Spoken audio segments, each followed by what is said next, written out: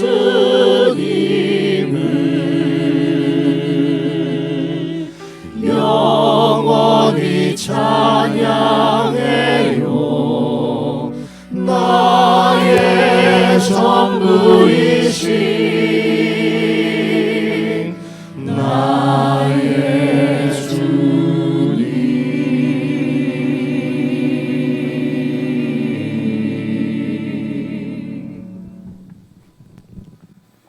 사랑하는 형제자매 여러분, 예배는 나의 전부이신 주님 앞에 드리는 감사입니다. 나의 조건에 따라서 드리는 감사가 아니라 그분이 나의 주님이시며 우리와 영원히 함께 하시는 주님이시기 때문에 드리는 감사입니다. 이 시간에도 나의 어떠한 조건, 나의 상태, 나의 기분에 관계없이 그분이 우리의 주님이시기 때문에 온전한 예배를 드릴 수 있도록 성령님의 임재를 구하며 우리 함께 예배로 나아가십시다.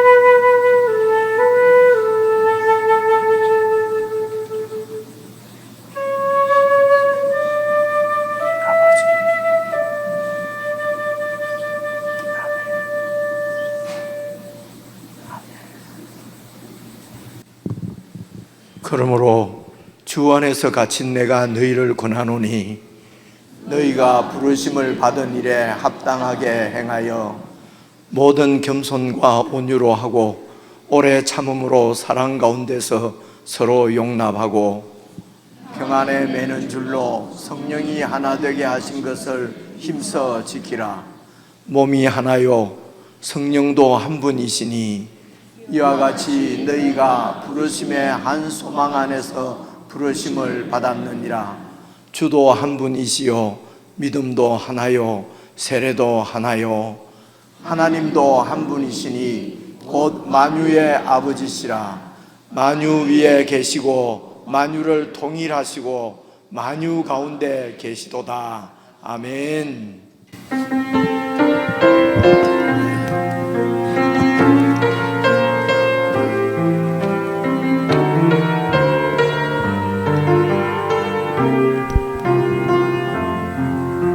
따스한 성령님,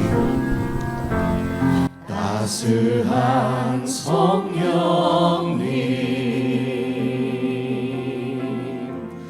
마음으로 보내 내 몸을 감싸며 주어지는 평안 만족함을 느끼네. 부르신 곳에서 나는 예배하네. 어떤 상황에도 나는 예배하네. 부르신 곳에서 나는 예배하네. 어떤 상황에도 나는 예배하네. 사랑과 진리에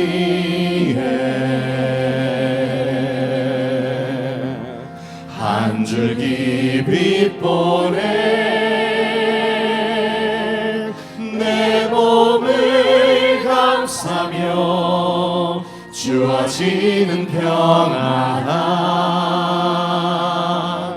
그 사랑을 부르신 곳에서 나는 예배하네. 어떤 상황에도 나는 예배하네. 부르신 곳에서 나는 예배하네. 상황에도 나는 예배하네.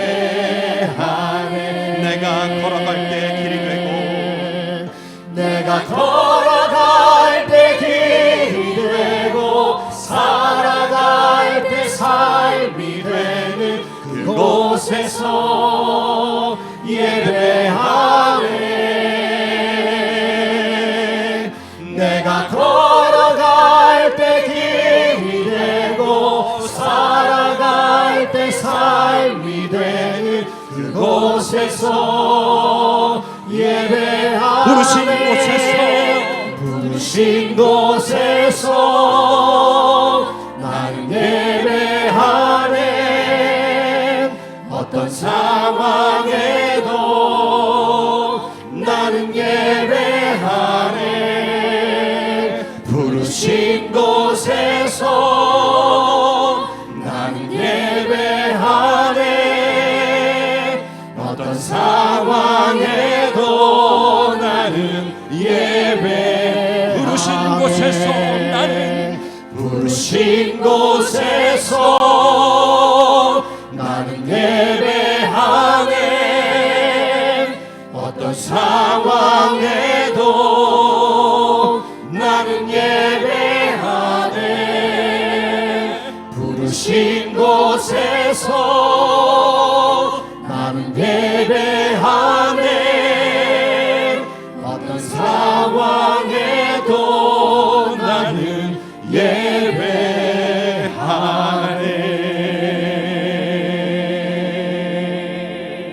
아멘.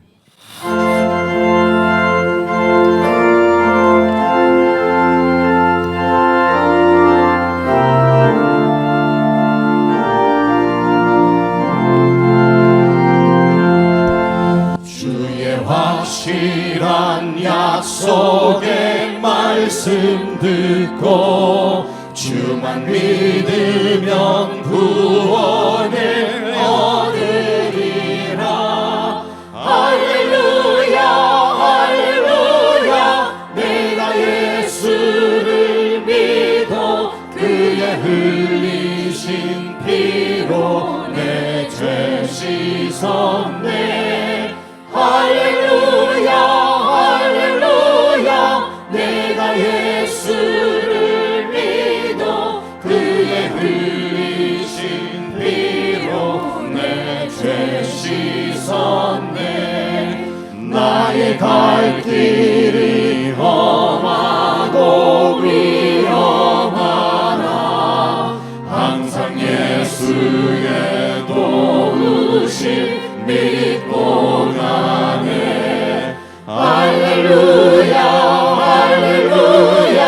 내가 예수를 믿어 그의 흘리신 피로 내 죄 씻었네. 할렐루야 할렐루야. 내가 예수를 믿어 그의 흘리신 피로 내 죄 씻었네.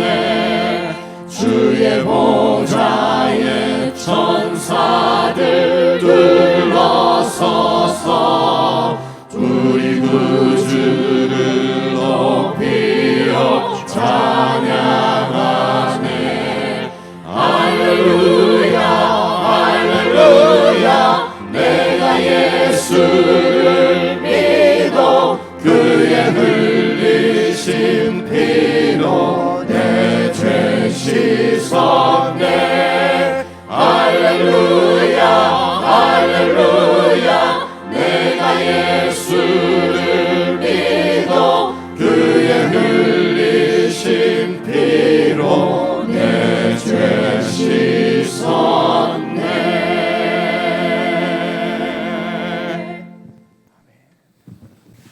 우리 시간 마음을 합하여서 함께 합심해서 기도를 드리십시다. 문제는 우리의 믿음입니다. 살아계신 주님, 나의 전부이신 주님을 향한 우리의 신뢰와 의지와 의뢰입니다. 그분을 참으로 믿고 그분을 의지할 때 우리는 어떤 상황에서도 하나님 앞에 감사와 예배를 드릴 수가 있습니다. 혹 우리가 좌절 가운데 낙심 가운데 빠질 때라도 그분은 우리를 능히 회복시키시는 분이시기 때문에 실패한 가운데서도 우리는 소망을 가지고 그분을 바라볼 수 있습니다. 이런 믿음을 저희들에게 허락해 주십시오. 오랫동안 저희들이 주님을 섬기며 살아왔습니다. 저희들 속에 우리의 신앙의 길이만큼 주님을 향한 믿음의 깊이도 깊어지게 해 주십시오. 정말 우리에게 믿음을 허락하셔서 참으로 나를 구원하신 주님을 의지하고 신뢰하고 믿음으로 살아 세상이 하나님의 통치를 우리를 통해서 볼 수 있도록 그리하여 참으로 전도의 삶을, 정인의 삶을 사는 저희들 되게 해 주십시오. 우리 합심해서 함께 기도하시겠습니다.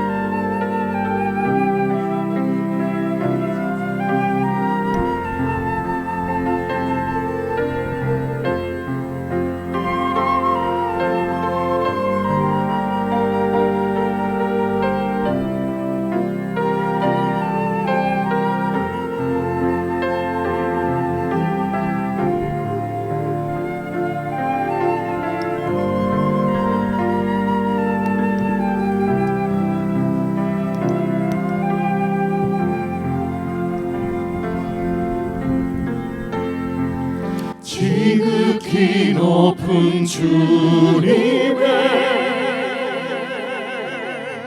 낮이 성소로 들어갑니다. 세상의 신을 벗고서 주 보좌 앞에 엎드리니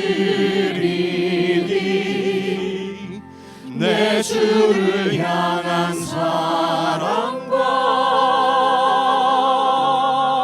그 신뢰가 사그러져 갈 때 하늘로부터 이곳에 장막이 덮이네.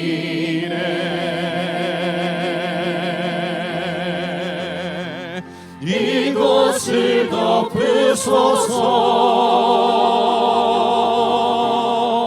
이곳을 비추소서. 내 안에 무너졌던 모든 소망 다 회복하리니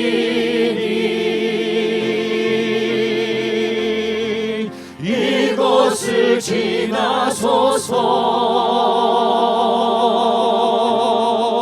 이곳을 만지소서. 내 안에 죽어가는 모든 예배 다 살아. 우리 다시 한번 고백합시다. 지극히 높은 주님의 지극히 높은 주님의 지성소로 들어갑니다. 세상의 신을 벗고서 주보좌 앞에 엎드리 내 주를 향한 사랑과 그 신뢰가 사그러져 갈 때 하늘로부터 이곳에 장막이 덮이네. 주님 이곳을 덮으소서. 이곳을 덮으소서. 이곳을 비추소서. 내 안에 무너졌던 모든 소망 다 회복하리니.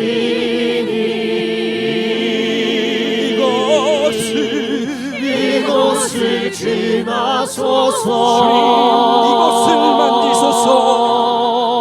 이곳을 만지소서. 내 안에 죽어가는 모든 예배 다 살아나리. 주님 이곳을 덮으소서. 이곳을 덮으소서. 이곳을 비추소서. 내 안에 무너졌던 모든 소망 다 회복하리니.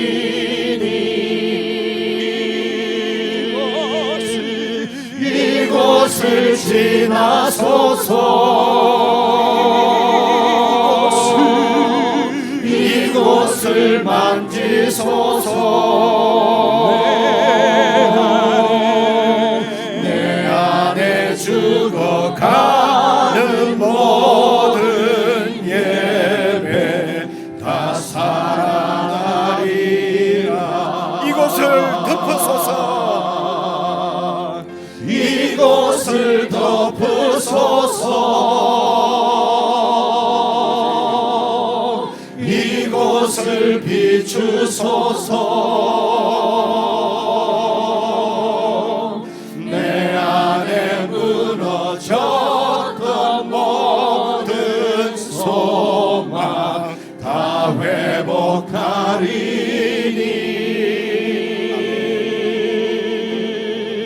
이곳을 지나소서. 이곳을 만지소서. 내 안에 죽어가는 모든 예배 다 살아나리. 다시 한번 간절히 주님을 믿고 하십시다. 이곳을 덮으소서. 이곳을 덮으소서. 이곳을 비추소서. 내 안에 무너졌던 모든 소망 다 회복하리니. 주님 이곳을 지나소서. 이곳을 만지소서. 내 안에 죽어가는 모든 예배 다 살아나리라. 내 안에 죽어가는 모든 예배 다 살아나리라. 내 안에 죽어가는 모든 예배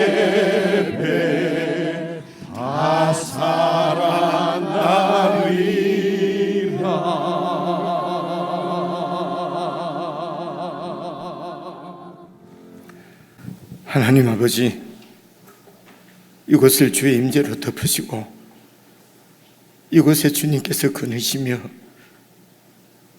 저들과 함께 하시며 영원히 함께 하시는 주님의 언약이 저희들 가운데 실제적으로 구체적으로 주님의 임재 가운데 임하게 해주시기를 기도합니다. 그리하여 주님의 임재를 잃어버리고 내 속에 죽어가는 모든 예배들이 온전히 회복되어지는 은혜의 시간이 되도록 이 시간을 축복해 주시옵소서.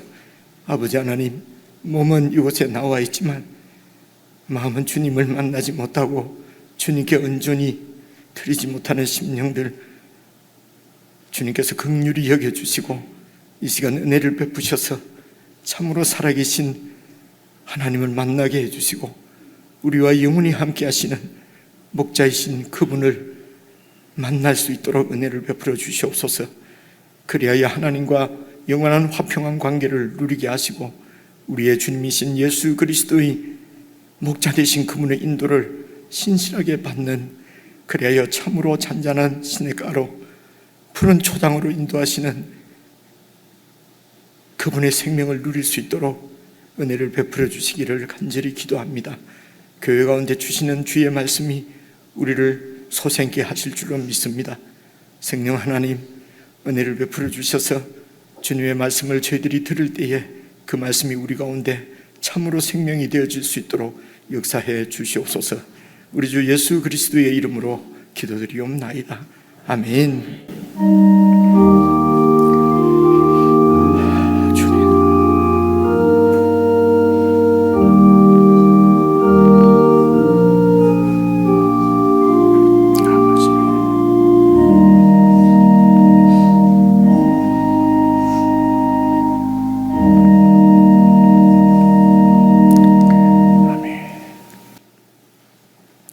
하나님의 말씀은 에스겔서 37장입니다.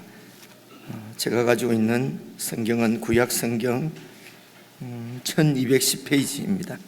구약 성경 1210페이지. 성경이 조금 페이지가 다를 수가 있습니다. 1210페이지 근처를 찾으시면은 에스겔서 37장 26절부터 28절까지 석절 말씀만 저와 여러분이 같이 합독해서 읽겠습니다. 에스겔서 37장 26절부터 끝절까지입니다. 찾으신 줄 알고 함께 읽겠습니다. 시작. 내가 그들과 화평의 언약을 세워서 영원한 언약이 되게 하고 또 그들을 견고하고 번성하게 하며 내 성소 그 가운데 세워서 영원히 이르게 하리니 내 처소가 그들 가운데에 있을 것이며 나는 그들의 하나님이 되고 그들은 내 백성이 되리라. 내 성소가 영원토록 그들 가운데 있으리니 내가 이스라엘을 거룩하게 하는 여호와인 줄을 열국이 알리라 하셨다 하라. 아멘. 우리 지체들과 인사하십시다. 너무 반갑습니다. 사랑합니다. 축복합니다. 사랑합니다. 따로 드릴 광고 말씀은 없고요.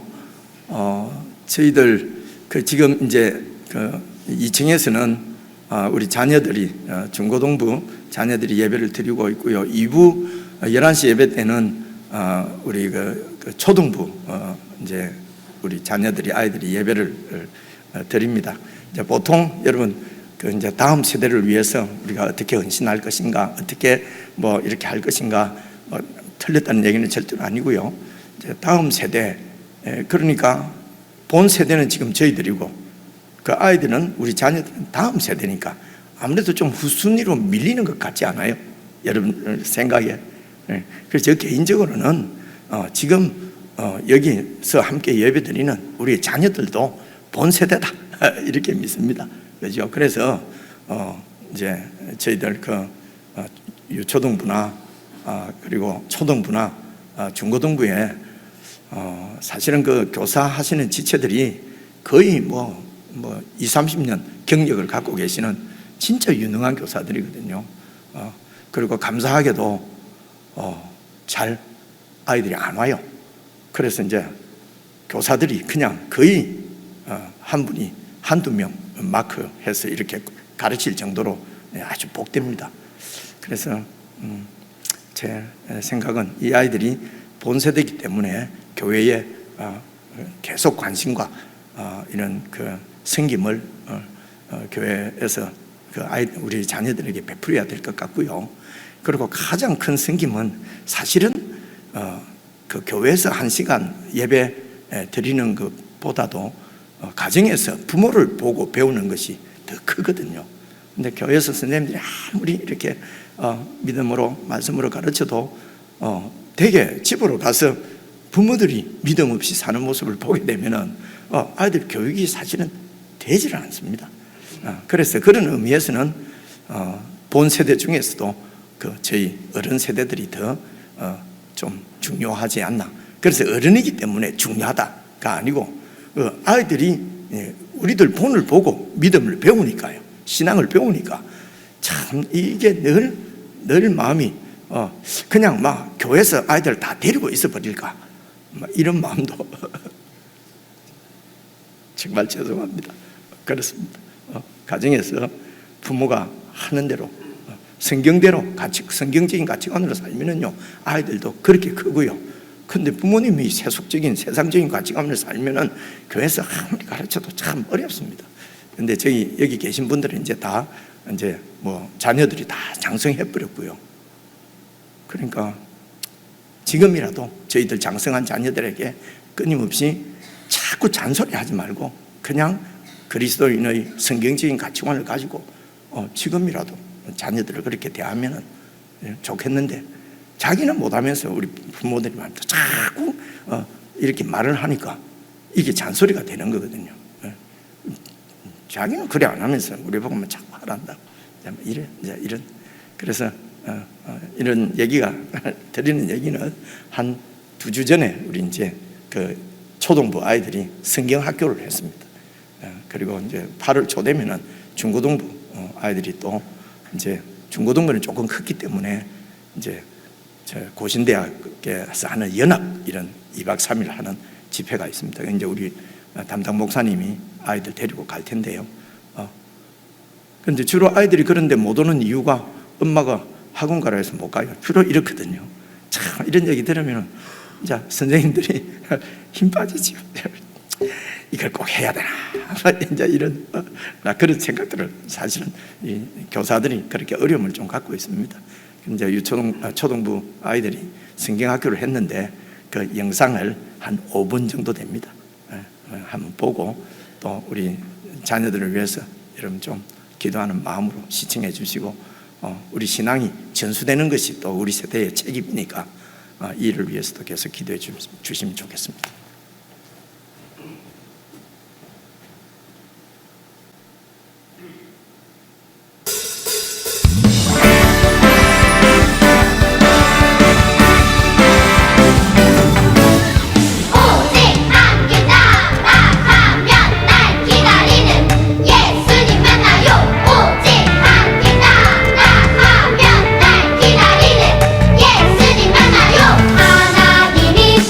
예수님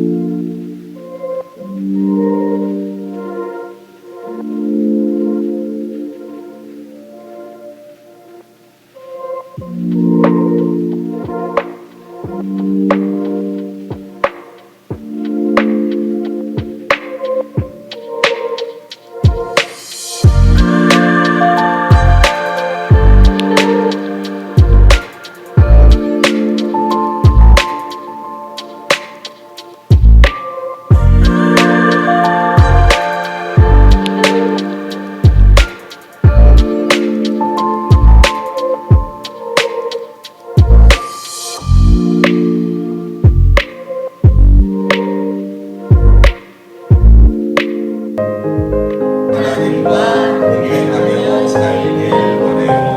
본문 말씀처럼 정의, 영혼, 마음, 몸이 모두 자유에게 주세요. 하나님과 동행하는 나의 삶이 되도록 인도해 주세요. 친구들과 가족 모두가 하나님의 사랑 안에서 함께 할 수 있게 도와주세요. 예수님의 이름으로 기도했습니다. 아멘.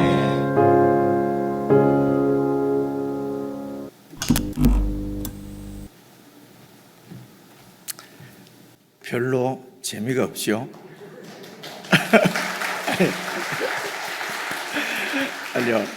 아니 솔직히 하는 말로 왜 별로 재미가 없냐면요, 이 얼굴이 나온 그 부모들 있지 않습니까? 할머니는 막 앉아 있으면 막 우와 합니다. 근데 우리가 별로 재미가 없는 거는 내가 아는 애들이 아닌 거예요, 그렇죠?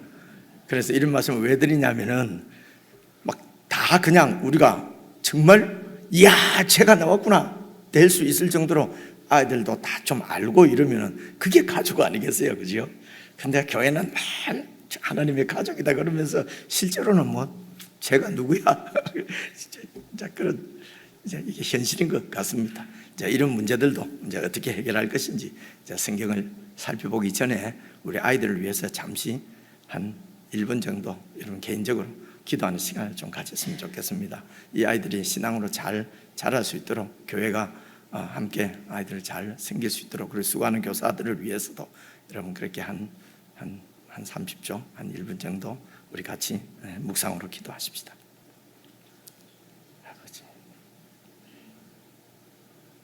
주님 정말 감사합니다.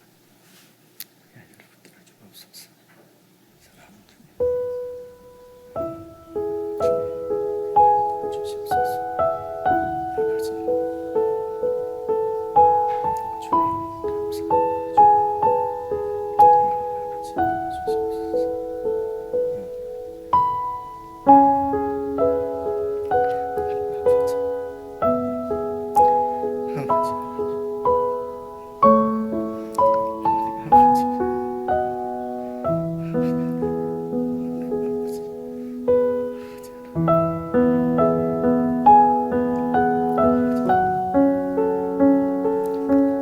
하나님 아버지,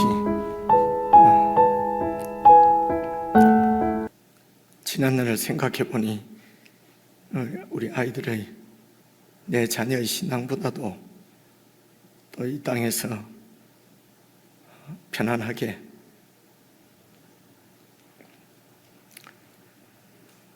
그냥 잘 살고 또 넉넉하게 살고 풍성하게 살고 그렇게 안전하게 살기만을 원했던 저희들의 마음이었던 것 같습니다. 성경에서 말씀하시는 대로 자녀들을 저희들에게 맡겨주셨는데 참 나쁜 목자로 그렇게 내 자녀의 영혼보다도 그저 내 욕망이나 내 욕심이나 내가 이루지 못했던 것들을 자녀들에게 요구하고 자녀들을 통해서 이루고자 하는 그런 그야말로 대리 욕망, 대리 욕심을 위해서 자녀들을 그렇게 덜덜 볶기도 하고 그렇게 자녀들을 키웠던 것 같습니다. 저희들에게 맡겨두지 마시고 참 목자이신 우리 주님을 보내주셔서오니 사랑하는 주님, 저희들 자녀들도 주님의 양으로 주님께서 붙드시고 주님께서 잘 인도해 주셔서 참으로 이 땅에서 신앙의 복을 누리고 살아갈 수 있도록 온 가족이 참으로 하나님을 신앙하고 우리 주님을 신뢰하고 의지하고 믿음으로 살아가는 복된 천국 가정들이 다 될 수 있도록 은혜를 베풀어 주시기를 간절히 바라고, 우리의 자녀들을 맡아 말씀을 가르치는 교사 지체들에게도 은혜를 주셔서 지치지 않고 이 일을 잘 감당할 수 있도록 하나님께서 늘 용기를 주시고 인도해 주시기를 바라고 우리 예수님 이름으로 기도드리옵나이다. 아멘. 오늘 읽은 본문 말씀 26절 다시 한번 보시면은요, 말씀을 자세히 보시면은 여러분 크게 어렵지 않게 성경을 하나님의 뜻을 우리가 볼 수 있을 것 같습니다. 26절, 내가 그들은 이스라엘입니다. 여러분 이스라엘 그러면은 하나님의 백성 이렇게 이해를 하시면 됩니다. 그래서 오늘 우리가 예수님 안에서 하나님의 백성이 되었다. 그럼 우리를 이스라엘이라고 그러는 거예요. 그렇죠? 그런데 그런 혈통적인 이스라엘이 아니고, 혈통적인 이스라엘은 유대인들이니까요. 영적인 이스라엘이다. 이렇게 얘기를 하는 거죠. 그렇죠?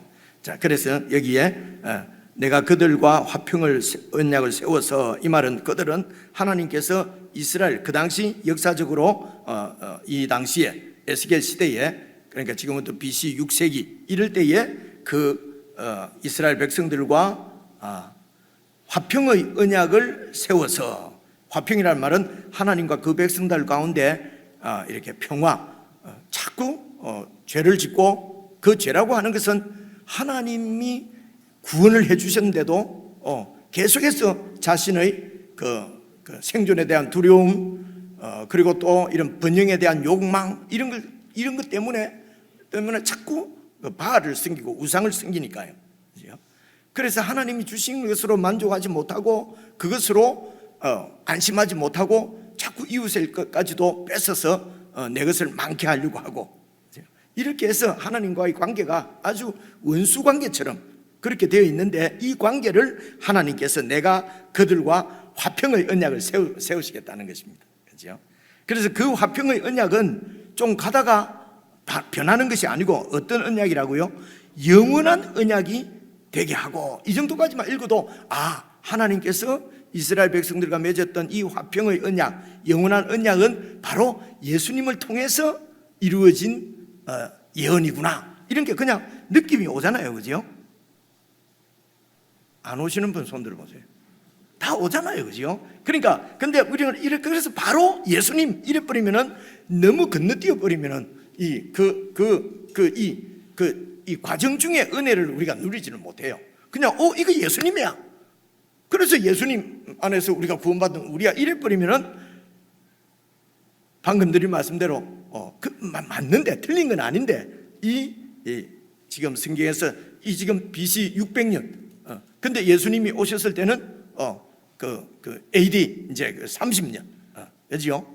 그리고 지금은 2000년, AD 2000년, 이 과정을 생각지 않고 그냥 건너뛰어 버리면은 은혜가 좀 틀렸다는 것이 아니고, 은혜를 덜 풍성해지지 않을까, 이제 이런 마음입니다. 그래서 하나님께서 이런 그 과정 중에, 과정을 통해서 우리와 화평의 언약을 맺으신 하나님을 깊이, 그 과정 가운데서, 연애하는 과정 가운데서 사랑이 깊어지잖아요. 그죠? 이제 그래서 하나님께서 이런 과정을 우리에게 주신 것입니다. 그래서 이스라엘 백성들의 역사 이야기지만은, 오늘 하나님의 백성인 새 이스라엘인 우리들의 그 교훈을 위해서 우리들의 이야기다, 이렇게 이해를 할 수가 있습니다. 그래서 영원한 언약이 되게 하며, 그래서 이 영원한 언약이 어떤 것이냐, 어떻게 해서 화평의 언약을 맺느냐 하는 것이 27절입니다. 봐보십시오. 27절, 내 처소가 그들 가운데 있을 것이며, 처소라고 하는 것은 하나님의 집이잖아요. 하나님의 집이, 그냥 거주하시는 집이 그들, 그 이스라엘 백성들 가운데 있을 것이라는 것입니다. 그러니까 하나님의 임재라고 합니다. 이것을 하나님이 함께 하신다. 그래서 하나님의 처소를 우리는 성전이라고 얘기를 해요. 그죠? 그래서 이때는, 에스겔 시대 때는 그 성전이 예루살렘에 있었어요. 근데 그 예루살렘 성전이 지금 에스겔서 이때는 1년 전에 이미 무너졌다는 얘기를 듣고 난 후에 지금 기록되어 있는 거란 말입니다. 그 성전이 무너져 버렸어요. 그죠? 오늘 우리는 알고 있습니다. 참 성전은 예수님이 바로 성전이라고. 그죠? 성전은 하나님을 만나고 하나님을 예배하는 곳이거든요. 그래서 그 당시 이스라엘 백성들은 성전에 찾아가서 예배를 드렸는데, 하나님을 만났는데, 오늘 우리는 예수 그리스도 안에서 하나님을 섬기고 하나님을 예배하고, 그렇죠? 그렇기 때문에 예수님이 성전이다, 이렇게 하는 것이에요. 그렇죠? 그래서 그 당시 하나님의 성전이 처소가 그들 가운데 있을 것이며, 그래서 그들 가운데서 뭐 하시냐면요, 백성들을 통치하십니다. 다스리십니다. 곧 하나님의 임재는 그 백성들을 다스리는 통치 하시는 것과 연결이 되어 있습니다. 그래서 보십시오. 내 처소가 그들 가운데 있을 것이며 나는 그들의 하나님이 되고 그들은 내 백성이 되리라. 여러분, 이것도 어디서 들어본 말씀이잖아요. 이게 아브라함과 맺은 언약이에요. 언약은 내가 그들의 하나님이 되고 그들은 내 백성이 되는 것.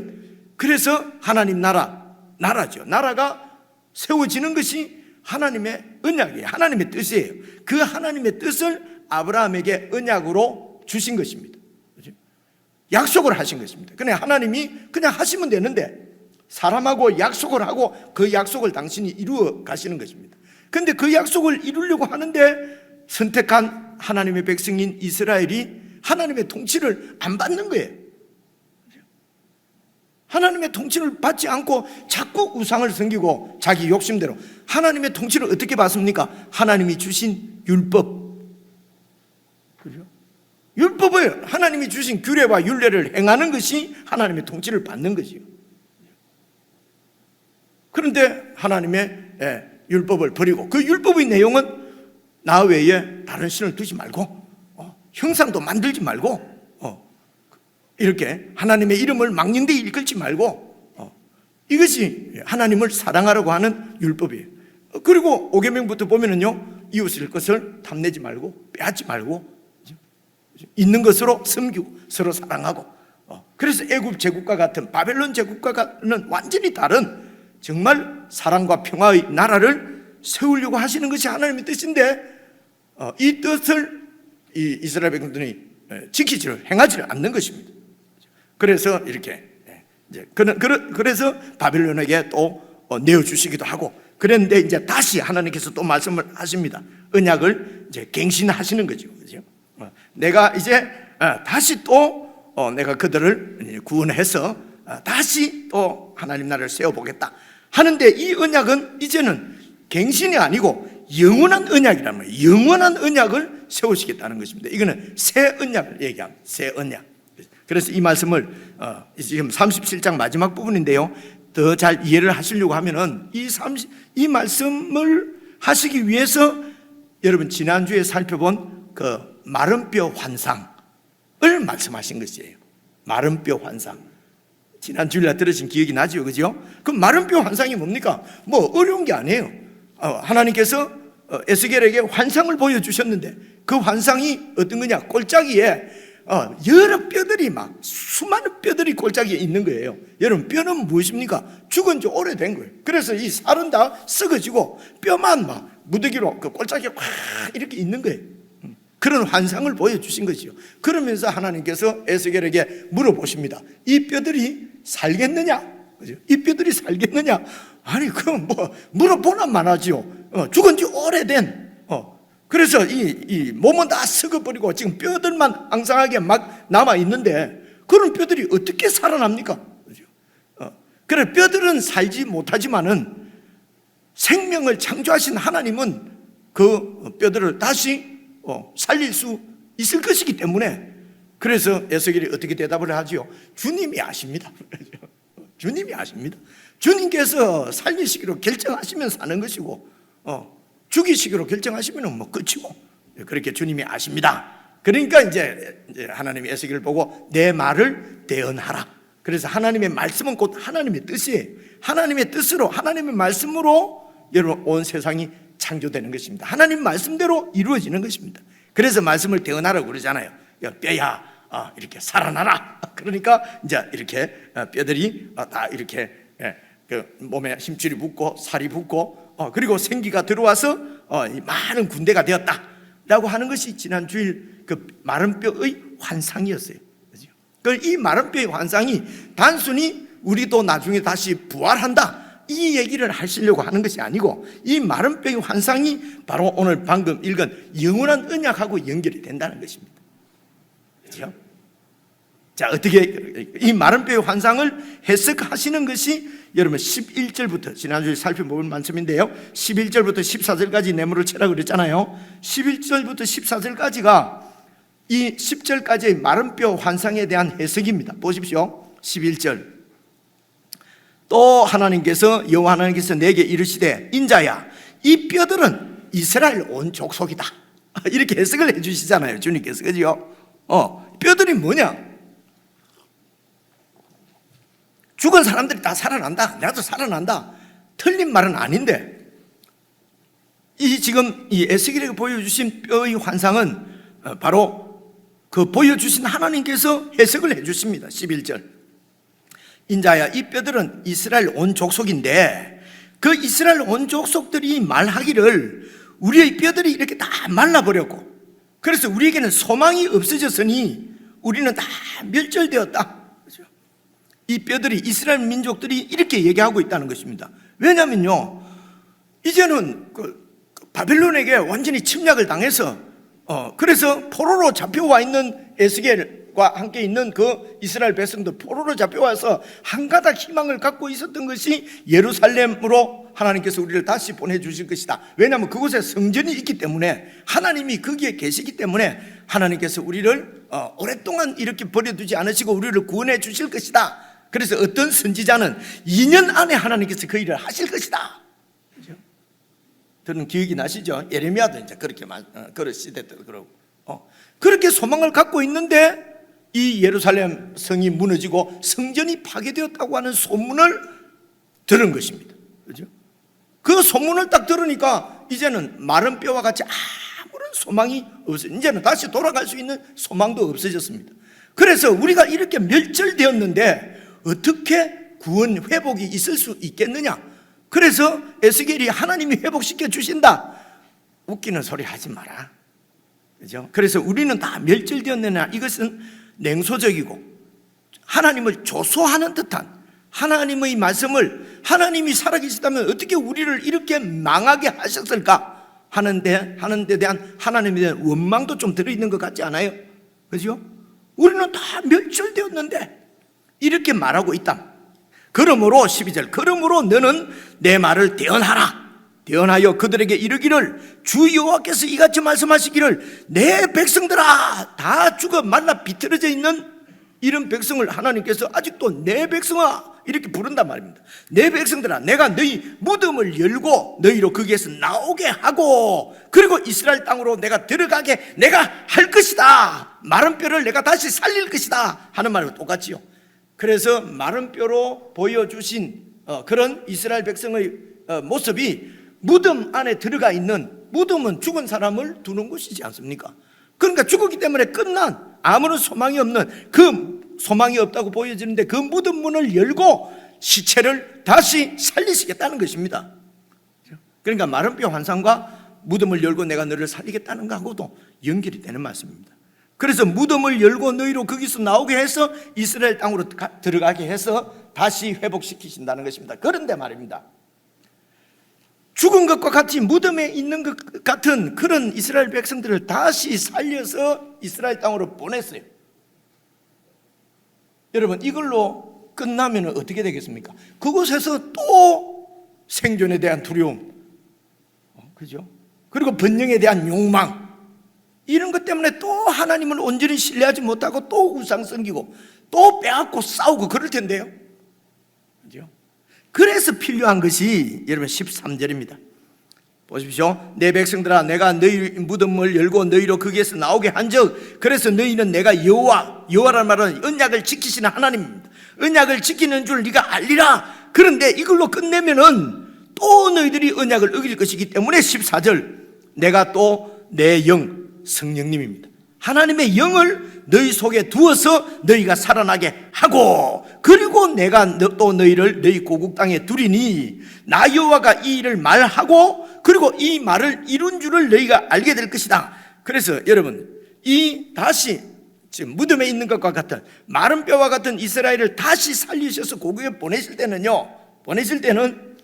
여러분, 이전에 있는 이스라엘 백성하고 똑같이 그냥 이전에 있는 백성을 이렇게 살린 것이 아니고요, 이제는 그 백성에게 새 영을 주시고 새 마음을 주시고, 그 새 영과 새 마음이 어떤 겁니까? 내 영, 하나님의 영의 인도를 받는 그런 새로운 사람으로 살아나게 하고, 이 말입니다. 살아나게 하고는.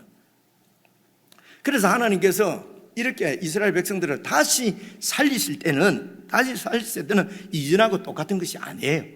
그래서 여러분, 이렇게 하나님이, 이것이 바로 구원입니다. 하나님이 우리를 구원하실 때요, 구원하실 때 그냥 이전 사람 그대로 그냥 죄만 씻어 주시는 것이 아니고요, 완전히 이제는 내 욕심대로가 아니라 성령님의 인도를 받아서 살 수 있는 사람으로 우리를 다시 살리시는 것이기 때문에, 그래서 부활은 단순히 죽은 사람이 살아나는 것이 아니라 하나님이 새롭게 창조하시는 새 창조를 부활이라고 해요. 부활의 뜻은 죽은 사람이 살아나는 것이 부활인데, 근데 성경에서 말하는 부활은 그냥 단순히 죽은 사람이 살아나는 것이 아니라 새로운 사람으로 하나님이 다시 지으신단 말입니다. 그래서 아담을 지으신 첫 창조, 사람을 지으신 하나님께서 우리를 다시 창조하시는 것입니다. 그래서 새 사람으로 창조하시는 새 창조, 이것을 우리는 부활이라고도 하고 중생, 다시 태어났다고 하기도 하고요. 그래서 여러분, 그 요한복음 3장에 보면은 거듭났다 이런 말 우리가 많이 쓰잖아요, 그죠? 그 거듭났다는 말이 다시 났다는 얘기거든요. 근데 원어를 보면은요, 다시 난다 이런 뜻이 아니고 위로부터 난다 이렇게 되어 있어요. 근데 이제 한국말로 처음에 번역을 할 때에 위로부터 난다는 말을 이해를 잘 못하겠는 거예요. 무슨 말인지 아시겠죠, 그죠? 위로부터 어떻게 나지? 뭔 말이지? 그래서 그냥 거듭난다로 번역을 한 거예요. 근데 거듭난다는 원래의 뜻은 위로부터 난다는 것입니다. 우리는 아래로부터 난 사람이에요. 땅에서부터 난 사람입니다. 이것을 표현하는 것이 흙으로 하나님이 사람을 지으셨어요. 그래서 흙으로 돌아가는 것입니다. 근데 이런 사람을 하나님이 다시 지을 때는요, 위로부터 이렇게, 그죠? 하늘로부터, 하늘에 속한 사람으로 우리를 다시 창조하신다는 것입니다.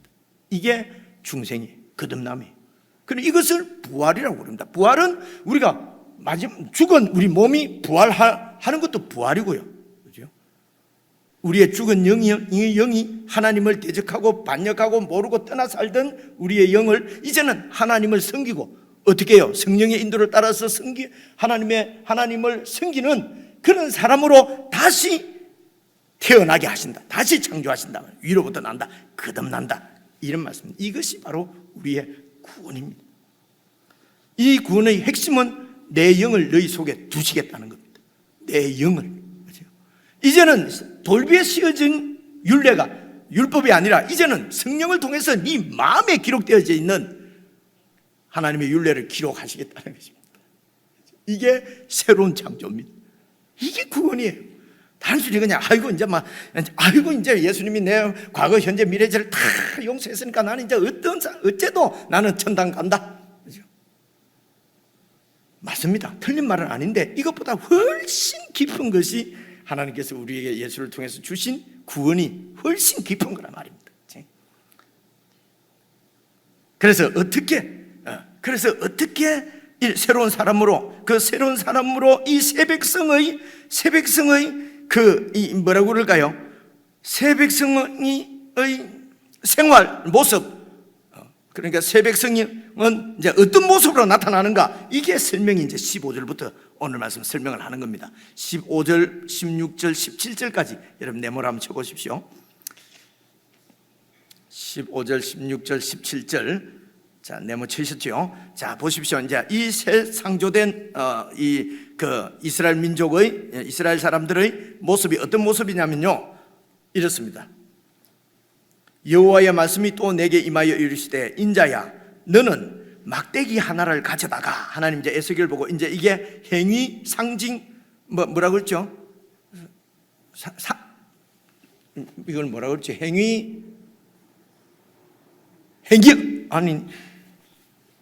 뭐라고 그러죠? 서로 잘 모르니까 자 하면서 생각나면 얘기하기라고. 봐보세요. 막대기 하나를 가져다가 그 위에다가 뭐라고 쓰라고요? 유다와 그 짝 이스라엘 자손이라고 쓰고, 또 다른 막대기 하나를 가지고 와서 그 위에다가 에브라임의 막대기 곧 요셉과 그 짝 이스라엘 온 족속이라고 그렇게 쓰고, 그래 막대기 두 개를 서로 합해서 하나가 되게 해서 네 손에서 꽉 쥐어가지고 하나로 이리 들고 다니란 말입니다. 그죠? 그래서 행위 예언이죠. 말로가 아니라 이 행동으로 하나님의 뜻을 지금 보여주신단 말입니다. 그래서 한 막대기 하나에는 뭐라고 쓰라고요? 유다와 그 짝 이스라엘. 이 말은요, 이제 그 밑에 남쪽 유다는요, 유다 지파와 그리고 그 이제 어떤 민족들이었냐면요, 시므온 지파가 유다 지파 안에 그냥 흡수되어 버렸어요. 시므온 지파하고 그리고 이 유다 지파하고 경계선 붙어가 있는 경계를 같이 하는 족속들이 베냐민 족속이었어요. 그 베냐민 족속의 일부하고 그리고 이런저런 이유로 북쪽에 있는 족속들 중에 다른 10지파 중에서 이렇게 유다 지파 쪽으로 내려와서 유다 그 통치 아래 예루살렘 쪽으로 사는 이런 민족들이 있었어요. 그러니까 이 유다와 그 짝 이스라엘이라는 말은 남쪽 유다나 유다 그 백성들을 얘기하는 거예요. 그리고 이제 북쪽 또 다른 하나는 에브라임의 막대기. 그 에브라임은 북쪽 이스라엘 10지파를 대표하는 지파가 에브라임이에요. 그래서 이 에브라임 지파는 사실은 요셉의 아들이 므낫세와 에브라임이거든요. 요셉의 둘째 아들이에요. 그래서 요셉의 그 두 아들이 므낫세와 에브라임이 한 지파씩 이제 이렇게 된 겁니다. 레위 지파가 이제 여러분 땅을 분배를 받지 않고 가나안 땅에 들어갔을 때 땅을 분배받지 못하고 이제 성전에서 일하면서 다른 지파들이 11조로 살았거든요. 그러니까 11지파밖에 안 되니까요, 요셉 지파가 에브라임 지파와 므낫세 지파로 둘로 나눈 것입니다. 그래서 북쪽 이스라엘의 이 가장 대표 지파가 그 요셉 지파 중에서 요셉의 두 아들 중에서 둘째 아들인 에브라임이 영적 장자가 된 거지요. 그래서 이제 에브라임 지파 이러면은 북쪽 이스라엘을 말하는 것입니다. 그래서 이제 보십시오. 에브라임의 막대기 곧 요셉과 그 짝 이스라엘 온 족속이라고 쓰고 그 막대기를 서로 합해서 네 손으로 딱 쥐어란 말이에요. 네 손 안에서 하나가 되리라. 그러니까 북쪽 이스라엘과 남쪽 유다가 하나가 되게 할 것이라는 것입니다. 그래서 이게 18절부터요 19절까지 네모를 치고 한번 봐보십시오. 18절 19절 네모를 치시고요 18절을 한번 보세요. 네 민족이 네게 말하여 이르기를 이게 무슨 뜻이야? 왜 그 막대기 두 개를 갖다가 네 손에 그렇게 쥐고 있니? 이것이 무슨 뜻인지 우리에게 말하지 아니하겠느냐? 라고 하거든. 19절 너는 곧 그들에게 이르기를 주 여호와께서 이같이 말씀하시기를 내가 에브라임의 손에 있는 바 에브라임 지파의 손에 있는 바 요셉과 그 짝 이스라엘 지파들의 막대기를 가져다가 북쪽 이스라엘을 가져다가 유다의 막대기에 붙여서 한 막대기가 되게 한적 이제는 네 손이 아니고 하나님 내 손에서 하나가 되리라. 내가 그러니까 북쪽 이스라엘과 남쪽 유다를 완전히 하나로 만들겠다는 것입니다. 그렇죠? 이게 새롭게 창조된 이스라엘의 모습은 이제는 두 나라가 아니고 한 나라로 만드시겠다는 것입니다. 여러분 이게 시간이 없어도 내가 설명을 좀 해야 되겠어요. 보십시오. 이 북쪽 이스라엘과 남쪽 유다는요 같은 야곱의 그 12아들로 인해서 생긴 지파들인데요 다 형제들이지 않습니까? 그런데요 이 북쪽과 남쪽이 이게 이 대립이 말입니다. 여러분 다윗 때부터 있었어요. 여러분 잘 아시는 대로 다윗이 이제 왕이 되었습니다. 하나님이 선택한 가장 이상적인 왕을 얘기할 때 다윗 왕이라고 그래요. 하나님 나라의 가장 이상적인 왕 다윗 왕을 선택을 해서 왕이 되었는데 여러분 이 다윗 왕이 되었을 때 유다 지파만 다윗이 유다 지파예요. 유다 지파 백성들만 다윗을 왕으로 인정하고 나머지 11지파는 다윗을 왕으로 인정하지 않았어요. 그래서 다윗이 왕이 되었을 때에 유다 지파만의 왕을 7년 동안 해요. 7년. 북쪽 이스라엘은요 여전히 죽은 사울의 아들 이스보셋을 왕으로 추대해가지고 북쪽 이스라엘은 계속 자기들 이 다윗의 통치를 받지 않았어요. 다윗의 통치를 받지 않았다는 것은요 하나님의 통치를 받지 않았다는 얘기예요. 이유가 뭡니까? 왜 다윗이냐는 것입니다. 그렇죠? 이렇게 우리가 애굽에서 살아남고 민족이 된 것은 우리 조상 요셉 때문에 우리가 다 구원받았는데, 그죠? 그래서 요셉 때문에 우리 요셉 할아버지 때문에 우리가 다 이렇게 이런 민족을 이루었는데, 당연히 요셉의 후손인 우리 에브라임 지파가 이게 왕이 돼야 되는데 왜 유다 지파가 왕이 됐냐는 것입니다. 그죠? 그래서 북쪽과 남쪽이 하나가 되지를 못했어요. 그래서 7년 지난 다음에 다윗이 이제 어쨌든 이렇게 통일을 해서 이제 남북의 이제 왕이 되었어요. 그런데 말입니다, 여러분, 다윗의 아들, 셋째 아들입니까? 그 아들 이름이 반역을 일으킨 아들, 압살롬, 그놈 압살롬, 그죠? 이 압살롬이 반역을 일으켰을 때도요, 아버지를 반역한 거죠. 그때도 압살롬을 지지한 지파들이요, 북쪽 이스라엘이었어요. 북쪽에 속한 10지파가 이 압살롬을 지지해서 다윗에게 반기를 들었다니까요. 그러니까 남북의 그 분열과 반목은요, 이게 솔로몬 이후에 시작된 게 아니고요, 다윗 시대 때부터, 아니 인간이 창조될 그때부터 우리 속에 있는 죄성이에요. 내 중심적, 내가 왕이 되고 내가 중심이 되고 그렇게 돼야 평화가 이루어지는 것입니다. 그죠? 다른 사람이, 다른 내 편이 아닌 편이 왕이 되면 그때부터 불합니다. 그죠? 이게 뭐 현실에서도 지금 우리가 보는 것이고요, 내 속에서도 보는 거잖아요. 동의를 안 하시니까 내만 나쁜 거예요. 그렇죠? 그렇습니다. 그리고 이제 이 분열과 반목이 솔로몬이 죽고 나서 완전히 노골적으로 돼서 완전히 남과 북으로 이렇게 나누어진 것입니다. 그런데 이제 다른 10지파 중에서 이제 시몬 지파는 완전히 그냥 그 땅이 분배를 받은 땅이 유다 지파 그 사이에 이렇게 있었어요. 그리고 이제 베냐민 지파는 유다 지파하고 경계로 붙어 있기 때문에 이제 이 다윗의 바로 그 예루살렘도 반반에 걸쳐 있었거든요, 이 유다 지파와 이 베냐민 지파가. 그래서 베냐민 지파의 일부만 이렇게 이제 계속해서 유다로 남고, 그리고 나머지 10지파는 전부 북쪽 이스라엘이었어요. 그런데 이 북쪽 이스라엘이 어떻게 망하냐면요, 아수르에 의해서 멸망하거든요. 아수르. 그런데 이 아수르의 그 식민지 정책은요, 멸망시키고 그리고 많은 사람들을 잡아가지고 가면서 바벨론, 아수르로 끌고 가는 것이 아니라 자기들이 정복한 여러 나라의 민족 가운데 흩어버렸어요. 그리고 이 북이스라엘의 수도가 사마리아입니다. 사마리아 지역에게는요, 다른 지역을 정복한 다른 지역의 민족들을 여기다가 섞어버렸어요. 그래서 여러분, 사마리아에는 북이스라엘의 족속들이 사실은 없어진 것입니다. 혼혈이 돼가지고. 무슨 뜻인지 아시겠죠? 그죠? 그러니까 10지파는 사실은 없어진 거나 마찬가지예요. 다 흩어져서 다른 민족들하고 그렇게 이렇게 섞여 살다 보니까요, 그냥 이스라엘의 혈통 자체가 없어진 거지요.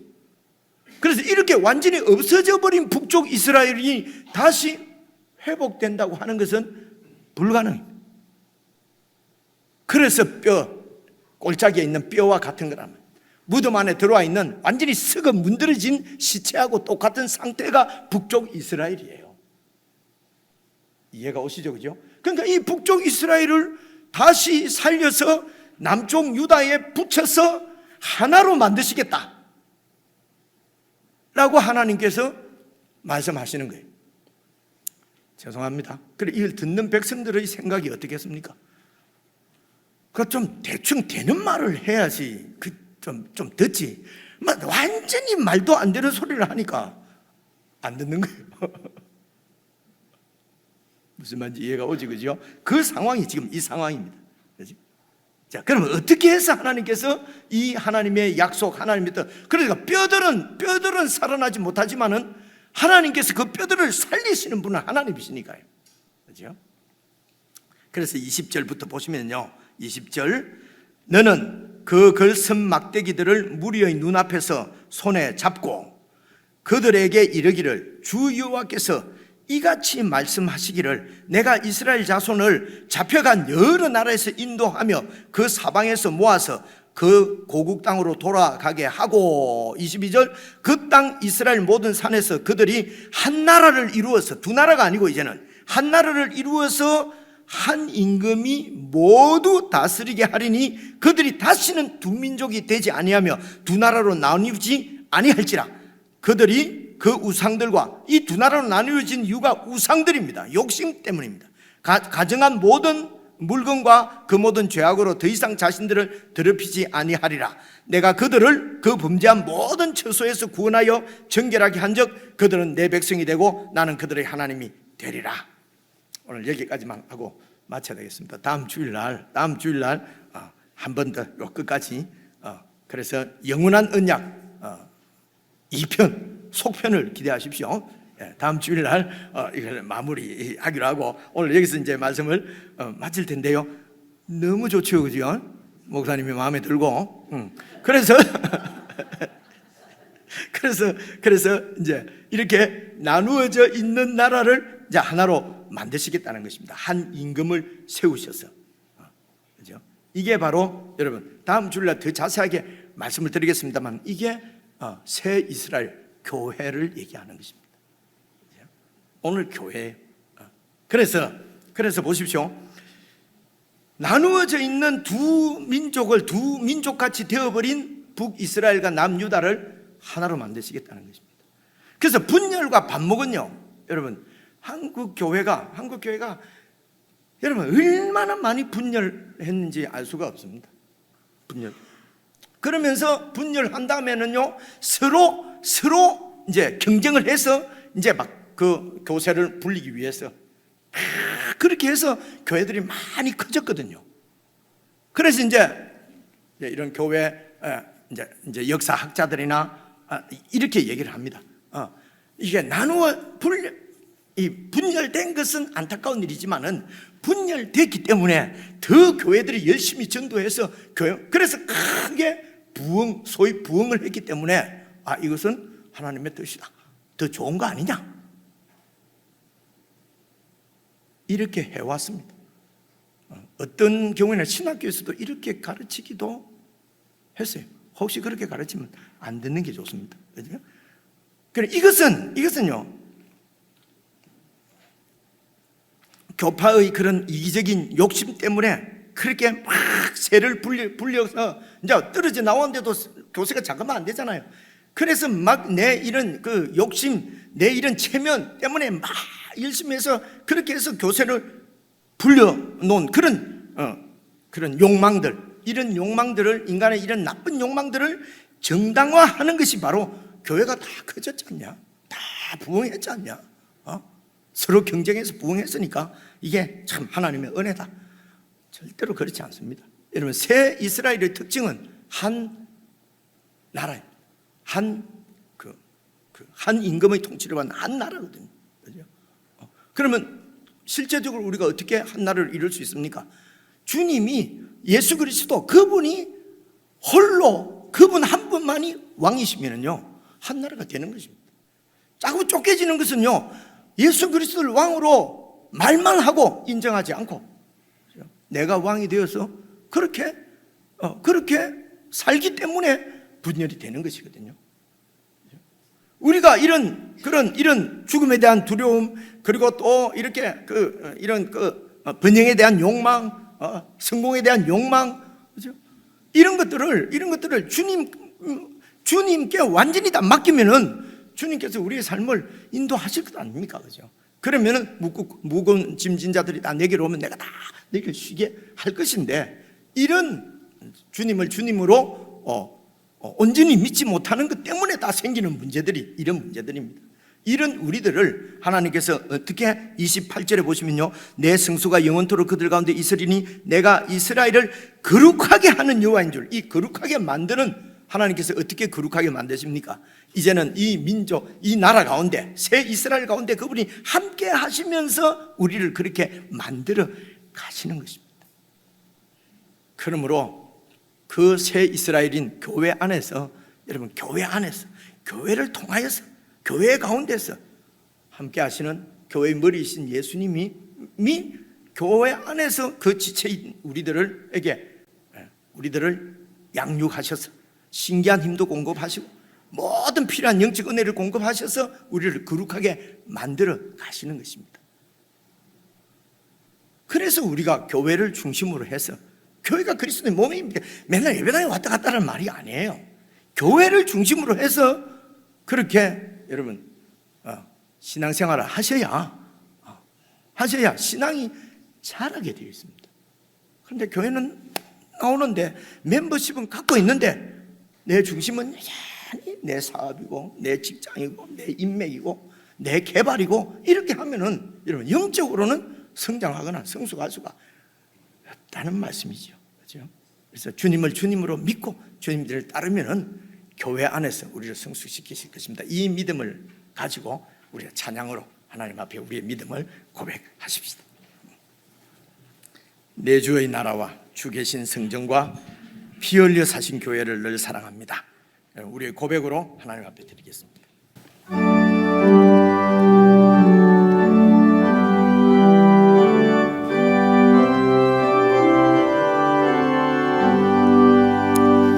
내 주의 나라와 주 계신 성전과 피 흘려 사신 교회를 늘 사랑합니다.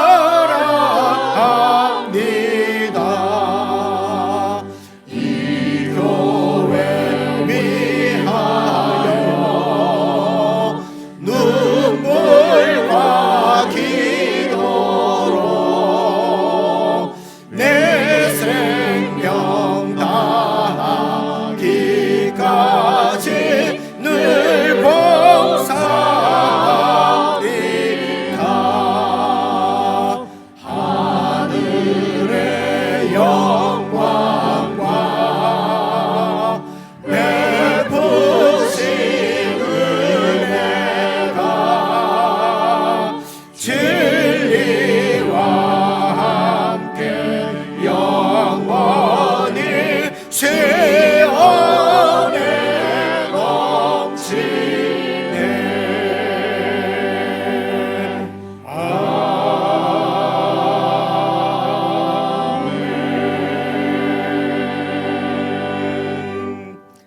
우리 개인적으로 한 1분 정도 여러분 묵상으로 그렇게 기도를 드리십시다. 하늘의 영광과 하나님의 베푸신 은혜, 하나님이 우리에게 주신 진리, 이 모든 것이 시온의 하나님의 교회에 넘칩니다. 교회를 통하지 않고는 이런 하늘의 영광, 베푸신 은혜를, 진리를 볼 수도 받을 수도 누릴 수도 없음을 여러분 깨달아야 할 것입니다. 그렇게 기도하실 때에 정말 주님 나라에 헌신하고 주님 나라인 교회에 내 마음을 두고 정말 지체들과 연합해서 그렇게 주님께서 원하시는 너희가 내 백성이 되고 나는 너희의 하나님이 되리라 라고 하는 하나님 나라가 우리 가운데 온전히 이루어질 수 있도록 주님, 제 삶을 주님 앞에 드립니다. 우리 합심해서 한 1분 정도 개인적으로 기도하시겠습니다. 아버지 하나님 도와주시옵소서.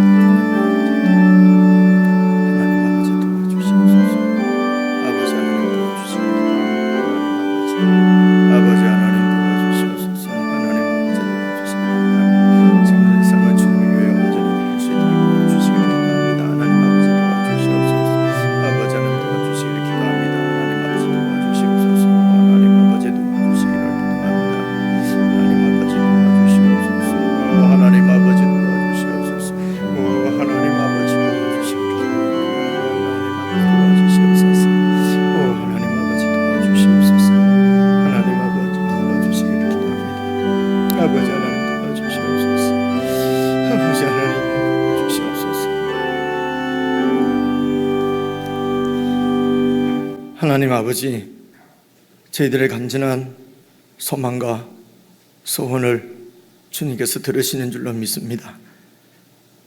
이미 저희들 가운데 예수 그리스도를 주로 주셔사오니 저희들이 참으로 우리 주님을 주님으로 믿고 신뢰하고 의지하며 주님 길을 잘 따라 참으로 주님과 함께 하나님이 영원히 거하실 아름다운 주님의 성전 교회를 건축하는 일에 저희들의 삶을 드릴 수 있도록 사랑하는 성도들의 마음을 모아 주님께서 인도해 주시기를 간절히 기도합니다.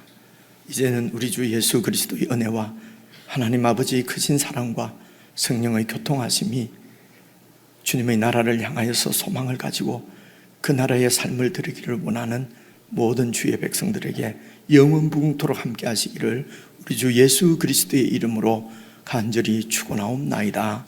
아멘.